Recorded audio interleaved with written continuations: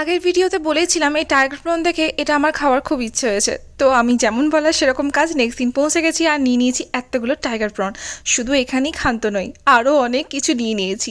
আমার পতিদেব তো মনে করছিল যে এ অসুস্থ ছিল, অনেক বেটার ছিল, কমসে কম এত জ্বালাতে চলতে হয়নি।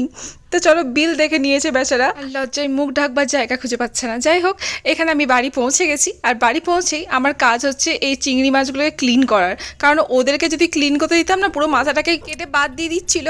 আর বলো তো, চিংড়ি মাছের মাথাতেই তো আসল ফ্লেভার, ওটা বাদ দিলে কি চলে? ওই ঘিলুটাই তো আসল। এদিকে ভাপার জন্য গ্রেভি রেডি, চিংড়িটাকেও একটু নুন হলুদ মাখিয়ে হালকা তেলের মধ্যে ভেজে নিয়েছি, কারণ একটু সাইজটা বড় ছিল। তারপর দেখলাম না না, একটা কন্টেনারে হচ্ছে না, তো দুটো কন্টেনার করে নিয়েছি।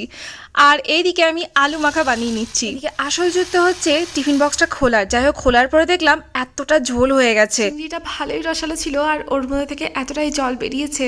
আর তারপরে পাতলা পাতলা ঝোল দিয়ে ভাতটা খেতে